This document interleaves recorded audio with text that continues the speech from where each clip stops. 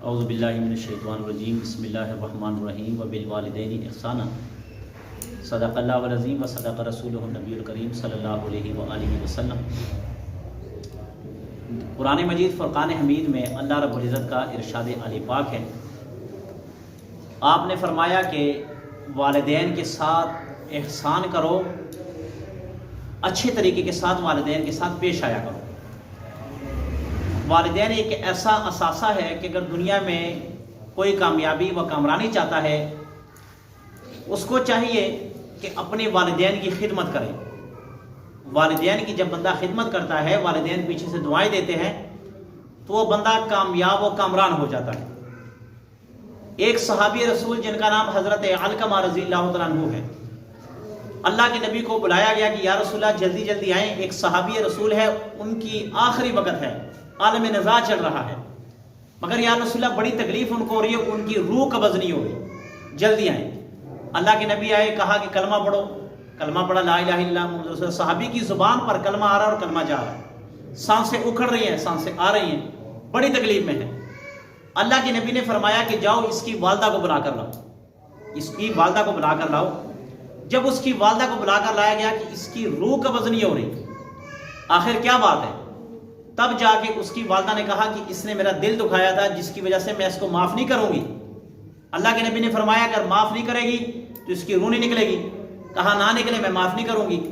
اللہ کے نبی نے جب یہ منظر دیکھا نا کہ اب ایک صحابی اور ایک بندہ اس وقت موت کے کشمکش میں ہے، اور وہ بندہ انتہائی تکلیف میں ہے، اور ماں بھی معاف کرنے کو تیار نہیں ہے، تو آپ نے صحابہ کو کہا کہ اچھا اگر اس کی ماں اس کو معاف کرنے کو تیار نہیں ہے نا، ایسے کرو لکڑیاں لاؤ، اس کو ہم جلا دیتے ہیں۔ یہ صرف اس لیے کہا تاکہ اس کی ماں کو اس پر تھوڑا شفقت آ جائے، محبت آ جائے، اور اس کو معاف کر دیں۔ اللہ کے نبی نے فرمایا جاؤ لکڑیاں اکٹھی کرو، لاؤ اس کو آگ لگا دیتے، اس کو جلا دیتے، اس کی ماں اس کو معاف نہیں کرتی۔ جب ماں نے یہ منظر دیکھا، یا رسول اللہ آپ اس کو جلائیں گے؟ کہا ہاں جلائیں گے۔ آپ اس کو اس لیے آپ معاف نہیں کرتے تو جلائیں گے؟ کہا یا رسول اللہ میں اس کو معاف کرنے کے لیے تیار ہوں، میں نے معاف کر دیا، دل سے معاف کر دیا۔ اب کتابوں میں لکھا کہ جیسے ہی اس کی والدہ نے کہا کہ یا رسول اللہ میں نے معاف کر دیا، تو اسی وقت علقمہ کی زبان پر یہ کلمہ جاری ہوا لا الہ الا اللہ محمد رسول اللہ، اور روح پرواز کر دی۔ اب دیکھو اس میں بڑا سبق یہ ملتا ہے کہ نبی کے ہوتے ہوئے، نبی کی ہوتے ہوئے آپ دعا کر رہے ہیں مگر روح نہیں نکل رہی ہے۔ اب دیکھو نبی کی دعا کتنی کامل دعا ہوتی ہے کہ اگر نبی دعا کرے تو ہر ناممکن کام ممکن بن جاتا ہے، مشکل کام آسان بن جاتا ہے، ناممکنات ممکنات میں بدل جاتا ہے اگر نبی دعا کرے۔ مگر یہاں پر ماں کی نافرمانی ہے اور نبی دعا کر رہے ہیں، مگر اس کی باوجود روح آسانی سے نہیں نکل رہی، زبان پر کلمہ نہیں آ رہا۔ حضرت موسیٰ علیہ السلام جب اللہ تعالیٰ سے ہم کلام ہونے جایا کرتے تھے نا، تو جودوں سمیت جایا کرتے تھے، جودوں سمیت چل کر جایا کرتے تھے۔ ایک وقت آیا کہ جب یہ جایا کرتے تھے نا، تو ماں پیچھے سے دعا کرتی تھی، یا اللہ میرا بیٹا ہے، بڑا لاڈلا بیٹا ہے، بڑا ضدی بیٹا ہے، الہ العالمین ذرا شفقت اور محبت فرمانا، شفقت اور محبت فرمانا۔ ماں دعا کرتی تھی کہ الہ العالمین ذرا شفقت اور محبت فرمانا، میرا جو بیٹا ہے بڑا ضدی بھی ہے، لاڈلا بھی ہے۔ تو یہ جودوں سمیت اللہ سے ہم کلام ہوا کرتے تھے، جوتے پہنے ہوتے تھے اور اللہ سے ہم کلام ہوا کرتے تھے۔ اب ایک وقت آیا کہ جب اللہ سے ہم کلام ہونے جا رہے تھے، تو موسیٰ علیہ السلام کو اللہ رب العزت نے فرمایا کہ اے موسیٰ جوتے وہاں پیچھے اتارو، پھر مجھ سے ہم کلام ہونا۔ موسیٰ علیہ السلام نے سوال کیا، اللہ جی 20-25 سال سے آپ سے میں جو مخاطب ہوتا ہوں، آپ سے بات کرتا ہوں، جوتوں سمیت بات کرتا ہوں، اللہ جی آج پہلا موقع ہے، آج پہلا موقع ہے کہ آپ مجھے کہہ رہے ہیں کہ جوتے وہاں پہ اتار کر آئیں، پھر مجھ سے بات کریں۔ اللہ جی اس کے پیچھے کیا راز ہے، کیا بات ہے؟ اللہ نے فرمایا پہلی تیری ماں زندہ تھی اور تیرے پیچھے دعا کرتی تھی، اس دعا کی بدولت اور صدقے میں یہ سارے باتیں چھوڑ دیا کرتا تھا، مگر آج تیری ماں تیرے پیچھے نہیں ہے، دعا تیرے پیچھے نہیں ہے، لہذا جوتے پیچھے اتار کے آؤ اور جوتے سمیت مجھ سے بات نہیں کرنی۔ اب دیکھو نبی ہے اور ماں کی دعا ہے، نبی ہے ماں کی دعا ہے، تو نبی جوتوں سمیت اللہ سے بات کرتا ہے۔ نبی ہے اور نبی کے سامنے صحابی ہے، روح قبض نہیں ہو رہی، اس وجہ سے نہیں ہو رہی کہ ماں نے پیچھے بد دعا دی ہے، تو اللہ کی نبی کی دعا بھی یہاں پر قبول نہیں ہو رہی۔ آج ہمارے یہاں بھی یہ بڑی کوتاہیاں ہیں، جو بھی شادی شدہ حضرات ہیں اپنی بیویوں کو زیادہ ترجیح دیتے ہیں، ماں باپ کی نافرمانیاں کرتے ہیں۔ ایسے ماں باپ یقین مانو یہ اولڈ ہاؤس جو بنے ہوئے نا، اولڈ ہاؤس، آپ پاکستان کی میں بات کرتا ہوں، میں امریکہ کی بات نہیں کرتا، میں انگلینڈ کی بات نہیں کرتا، میں UK کی بات نہیں کرتا، میں صرف اپنے پاکستان کی بات کرتا ہوں کہ ہمارے پاکستان میں جو اولڈ ہاؤس بنے، آپ جا کر وہاں پہ چکر لگا کر دیکھو، وہاں پہ چکر لگا کر دیکھو کہ وہاں پر کیا حالات ہیں ماں باپ کے۔ وہاں پر ماں باپ ایسے پڑے ہوئے، ان کی کفالت کرنے والا نہیں۔ جب ان سے پوچھا جائے کہ آپ کس کے بیٹے ہیں، آپ کس کے والدین ہیں اور آپ کا بیٹا کون ہے، تو وہ ماں باپ بتاتے ہیں کہ میرا بیٹا انجینئر ہے، میرا بیٹا آفیسر ہے۔ اور آفیسر کا حال یہ ہوتا ہے کہ ایک ماں اور ایک باپ کی ان سے کفالت نہیں ہوتی۔ کتنے افسوس کی بات ہے، ایک بوڑھا شخص جس کی عمر 85 سال ہے، 85 سال ہے، اب وہ 85 سال اپنا بیٹا اس سے تنگ آ کر، بیوی نے کہا جی میں اس سے بڑی تنگ ہوں، یہ ہمیں ڈسٹرب کرتا ہے، یہ جب کھانستا ہے مجھے تکلیف ہوتی ہے، لہٰذا اس کو بڈھے کو کہیں دور چھوڑ کر آؤ۔ اب وہ بیٹا اپنی بیوی کے پیچھے لگ کر اپنے باپ کو اولڈ ہاؤس میں رکھاتا ہے۔ یہ پاکستان کی بات بتا رہا ہوں، جا کے وہاں پہ جمع کرواتا ہے۔ کئی مہینوں بعد یہ بیٹا جو ہے نا، یہ بیٹا اسی اولڈ ہاؤس میں جا کر اپنے باپ سے ملنے جاتا ہے۔ ایک آدمی جو اولڈ ہاؤس کا سربراہ ہے، وہ اس کے باپ کے ساتھ اس کی چارپائی پر ایسے بیٹھا ہوا تھا، کبھی اس سے گلے ملتا ہے، کبھی فروٹ کھاتے ہیں، بڑی خوشی کے ساتھ آپس میں گپ شپ لگا رہے ہیں۔ اب یہ بیٹا اس سے پوچھتا ہے کہ یہ باپ میرا ہے اور آپ اس سے بڑی ہمدردی کے ساتھ پیش آ رہے ہیں، بڑی اچھی طریقے سے بات کر رہے ہیں، یہ آپ کا کیا لگتا ہے؟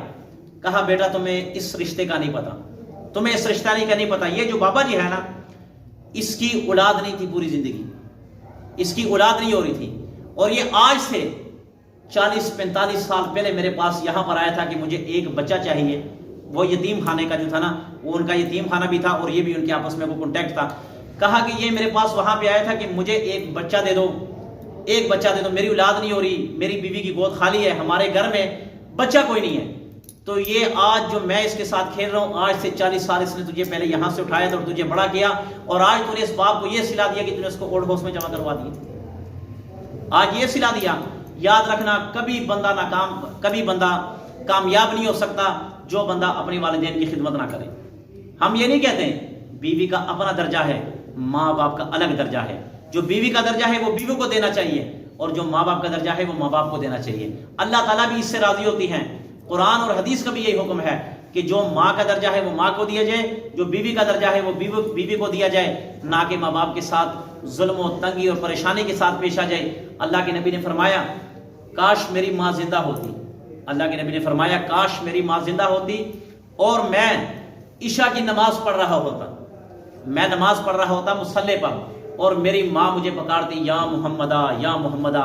اللہ کے نبی نے فرمایا رب کعبہ کی قسم، میں محمد نماز توڑ کر سب سے پہلے اپنی ماں کی بات سنتا، سب سے پہلے نماز کو توڑ دیتا، میں جا کر اپنی ماں کی پہلے بات سنتا، بعد میں آ کے نماز پڑھتا۔ اور ایک موقع پر مقام ابوا پر اللہ کے نبی اور دیگر صحابہ وہاں سے گزرے، جب آپ جنگ لڑ کر آئے تو مقام ابوا آئے۔ مقام ابوا پر حضرت آمنہ رضی اللہ تعالیٰ عنہا کی قبر ہے جو اللہ کے نبی کی والدہ ہے۔ آپ وہاں پر آ کر ٹھہرے اور آپ ایک قبر کے پاس بیٹھ کے آپ زور و قطار روئی جا رہے ہیں۔ حدیث پاک میں آتا ہے کہ اللہ کے نبی کی جو داڑھی مبارک تھی نا، وہ بالکل آنسو سے تر ہو چکی تھی۔ صحابہ نے کہا یا رسول اللہ آپ کیوں رو رہے ہیں؟ فرمایا کہ یہ میری والدہ کی قبر ہے اور آج مجھے اپنی والدہ کی یاد آ رہی ہے، آج مجھے اپنی ماں کی ممتا یاد آ رہی ہے۔ یہ ہمارے نبی کا عالم، یہ ہمارے نبی کی محبت اپنی ماں کے ساتھ۔ ہمیں بھی چاہیے کہ اپنے ماں باپ کی خدمت کریں، ان کی عزت کریں، ان کے سامنے کبھی نہ بولے۔ قرآن نے کہا فلا تقل لهما اف ولا تنہر، کہ اپنے ماں باپ کے سامنے اف تک نہ کرو، اف تک۔ اگر آپ کے ماں باپ آپ کو ڈانٹتے بھی ہیں، جھڑکتے بھی ہیں، تو کبھی اف نہ کرنا۔ ایک آدمی نے بڑی پیاری بات لکھی کہ اپنے ماں باپ کی خدمت کیا کرو، اپنے ماں باپ کو ٹائم دیا کرو۔ میں بد نصیب ہر جمعے کے جمعے قبرستان میں اپنی ماں سے ملنے جایا کرتا ہوں۔ اب جن کے ماں باپ دنیا سے چلے جاتے ہیں نا، ان سے پوچھو کہ ماں باپ کی قدر کیا ہے۔ ایک انسان کے پاس ایک قیمتی چیز ہوتی نا، اس کو قدر نہیں ہوتی، وہ کہتا کوئی بات نہیں یار ہے، اور جب وہ چیز بچھڑ جاتی ہے نا، تو پھر جا کے اس کو اس چیز کا احساس ہوتا ہے کہ کاش وہ چیز میں نے کھوئی ہوئی نہ ہوتی۔ یہ ماں باپ ہے، ماں باپ یاد رکھنا۔ میں کہتا ہوں ایمان کے بعد بندہ جب مسلمان ہو جائے، ایمان لے آئے، اس کے بعد سب سے بڑا اس کے پاس اثاثہ ہے وہ ماں باپ ہے۔ اور جب تک آپ کے ماں باپ زندہ ہیں، آپ کو کسی پیر کی ضرورت بھی نہیں ہے۔ یہ بھی میں آپ کو بتا دوں، یہ لوگ جاتے ہیں نا یار پیر جی میرے لیے دعا کریں، پیر صاحب میرے لیے دعا کریں، مولانا صاحب میرے لیے دعا کریں، قاری صاحب میرے لیے دعا کریں۔ میں کہتا ہوں بد نصیب ہے یہ آدمی کہ اس کے ماں باپ زندہ ہے اور یہ قاری اور پیروں کے پیچھے بھاگتا پھرتا ہے۔ یہ اپنے ماں باپ کے قدموں میں جا کر بیٹھ جائے اور ماں باپ کو کہے کہ ماں جی یا والد صاحب کو کہے کہ میرے لیے دعا کریں، آپ کی جو مشکل ہے اللہ تعالیٰ اس کو آسان کر دیں گے، مگر کیا صرف آپ اپنے ماں باپ کو راضی کر لیں۔ اللہ سے دعا ہے جو کچھ کہا سنا اس پر عمل کرنے کی توفیق عطا فرمائے۔ بسم اللہ الرحمن الرحیم، الحمدللہ رب العالمین والعاقبۃ للمتقین والصلاۃ والسلام علی سید الانبیاء والمرسلین۔ الہ العالمین ہمیں بھی اپنے ماں باپ کی خدمت کرنے کی توفیق عطا فرما۔ جن کے والدین اس دنیا فانی سے جا چکے ہیں اللہ سب کی بخشش فرما، خصوصاً میرے خصوص عبد الباسط بیٹھا اس کے والد کے لیے دعا کریں، اور آج جو کاشف کے والد ہیں گلزار بابا جی اس کے لیے بھی دعا کریں کہ اللہ تعالیٰ ان کی بھی مغفرت فرمائے اور ان کے گھر والوں کو صبر جمیل عطا فرمائے۔ ایک نیک آدمی تھے، ایک مسجد کی رونق تھے، اپنے گھر کی رونق تھے، اللہ تعالیٰ ان کی بخشش فرمائے۔ الہ العالمین جتنے بھی زندہ ہیں سب کو ہدایت عطا فرما، جتنے فوت ہو چکے ہیں اللہ سب کی بخشش فرما۔ الہ العالمین ملک پاکستان کی حفاظت فرما، ملک پاکستان کی سرحدوں کی حفاظت فرما۔ الہ العالمین مرنے سے پہلے مرنے کی تیاری کرنے کی توفیق عطا فرما۔ الہ العالمین جہاں کہیں مسلمانوں پر ظلم ہو رہا ہے اللہ، انڈیا میں، برما میں، فلسطین، عراق، شام، یا اللہ تمام کے تمام مسلمانوں کی مدد فرما، آمین برحمتک یا اللہ۔